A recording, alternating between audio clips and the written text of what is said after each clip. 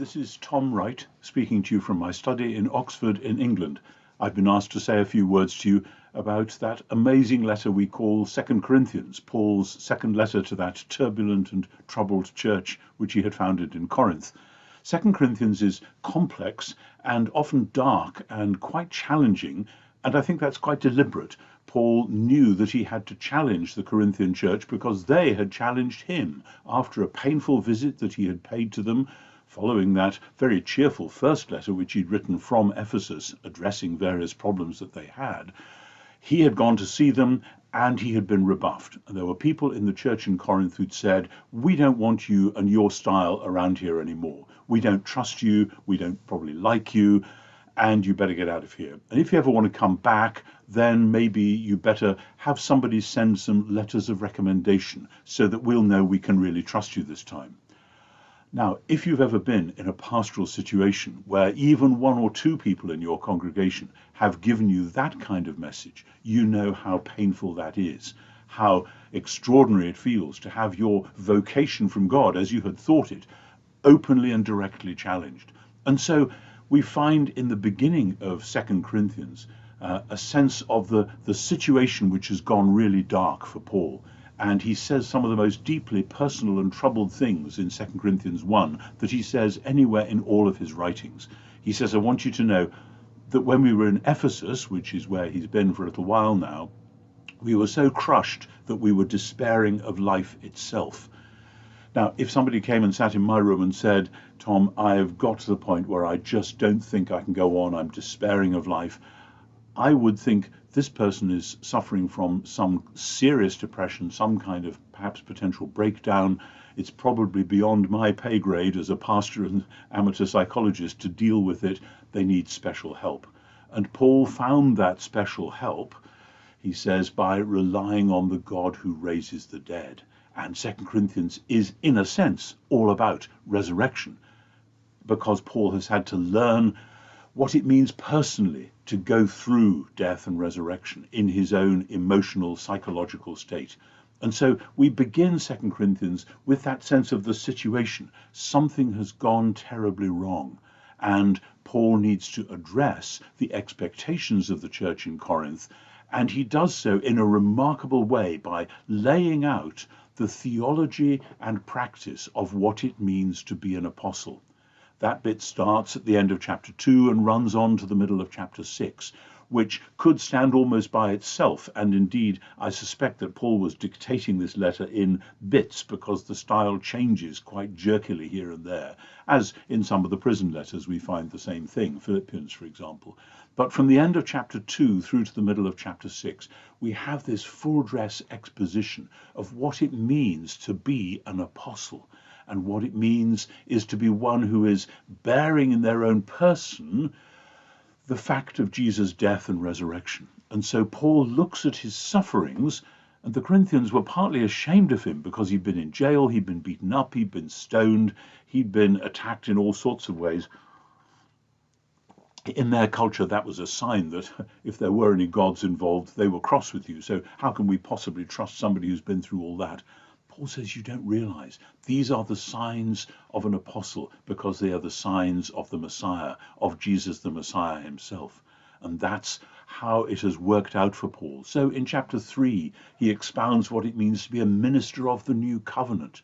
And if you know your biblical theology, you know that as in Isaiah 54 and 55, when God renews the covenant, it is in order to renew creation itself. And so from chapter 3, a minister of the new covenant, to chapter 5, where he says, if anyone is in the Messiah, new creation. You are not only a new creation in yourselves, you are signs of God's coming total new creation. And the glory of being an apostle is to be the instrument, the messenger through whom that happens. But what does that look like? Well, for Jesus, being himself the bringer of the new covenant and the new creation, it meant crucifixion and resurrection. And so in that middle section, chapters 2, the end of, through to the middle of 6, Paul is talking about what it means to bear in his own body the sufferings of Jesus, so that then the life may come through as well. And there's a funny bit there, because at the beginning of chapter 6, he suddenly goes into this amazing rhetorical riff, ending up with as poor yet making many rich, as suffering yet always rejoicing, as having nothing yet possessing all things, as being unknown and yet well known, and so on. And Paul had said in 1 Corinthians, I don't use clever rhetoric. I don't do flashy tricks like those philosophers who come into town and tease you and take your cash and run away again. But from time to time, and this bit in chapter 6 is one of those times, Paul is saying by implication, by the way, I can play this game too, but I'm playing it in the service of the subversive message of Jesus the Messiah, who turns the world's expectations on their heads. So as dying and behold we live. That is the message of the apostle. And that's why at the end of chapter 5, just before that riff in chapter 6, he has this carefully built up sequence of thought where he's talking about what it means to be an apostle, to be a minister of reconciliation, one through whom God's message, reconciling the world to himself, could come true at last. And so he says, we are ambassadors for Christ, God making his appeal through us. Therefore, we beseech people on behalf of the Messiah. He's not saying we beseech you. The Corinthians have already been reconciled to God. There's no you in the Greek text there. We beseech people on behalf of the Messiah be reconciled to God. And then 5:21, famous verse, for our sake God made him to be sin who knew no sin. And then the second half of the verse, and you have to read up how all this works, and I and others have written about this.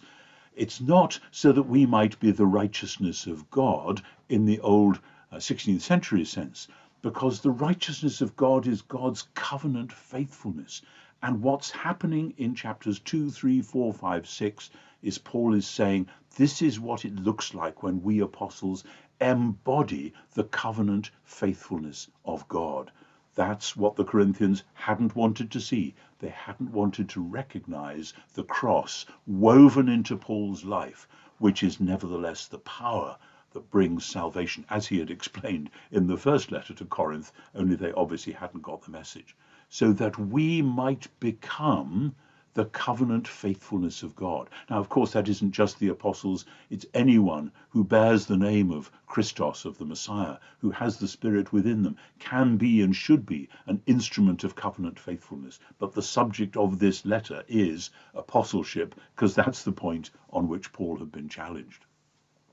So after that, and then some jerky to and fro's in chapters 6 and 7, that's a bit more complicated, we have the two chapters about money. Paul is clearly anxious about money. I'm not a great fundraiser myself, and whenever I've had to do it, I've found it quite difficult and gritty to talk to people about money. And Paul, in these two chapters, spends those two whole chapters, chapters 8 and 9, saying, I'm coming soon and I want you to have the cash ready for the collection. But he never once in those chapters mentions the word money or cash or anything else. He talks about the gift of God and the grace of God and the grace which you're now able to share in and so on. They'll have got the message. But then in chapters 10 to 13, he addresses head on and in full rhetorical mode what the real problem seems to have been, that their image of an apostle was, we want a great hero figure, someone who will stride into town, and we've got some of them. We don't know who these shadowy false apostles were, but clearly some people have been in Corinth putting themselves about as we are the real thing, not like that jailbird Paul. We don't go around getting beaten up. We're going to do some grand, fine things and make you admire us. And it's as though their slogan might almost have been, make apostleship great again. And Paul, in that wonderful chapter 11, says, okay, let me tell you what my boasting credentials are as an apostle. And in Paul's world, the Roman world, the Greek world, it was common for people to know off by heart their own, as it were, CV, their bio, their curriculum vitae, so that they could rattle off all their achievements, all the things that they'd done. And so Paul rattles off his list. I've been in jail, I've been beaten up, I've been shipwrecked, I've done this, I've done that, or rather I've had it all done to me. And then the climax of the list. Well, the great medal that you could win in the Roman army, if you were the first one going over the wall attacking a city when you were besieging that city, you would go back and claim on oath, I was the first one. and you get that medal, the Corona Moralis, as a reward. So the climax of Paul's list at the end of chapter 11 is, when the going got tough, I was the first one over the wall running away. And at that point, I hope most of the Corinthians are in stitches of laughter because they see what he's done. He has turned power itself on its head. Yes, look at chapters 12 and 13. When I am weak, then I am strong. All things are possible through the Messiah, but the Messiah models and then gives to his people the kind of power which is made perfect in weakness. So Paul says, quoting what Jesus had said to him, my grace is sufficient for you, for my power is made perfect in weakness. That's the message of 2 Corinthians, a different sort of power. You might almost think that Paul had been reading Mark's Gospel, chapter 10, where Jesus contrasts the sort of power on offer in the world with the sort of power that comes through the cross. And Paul is saying, yes, and that's how it goes on being.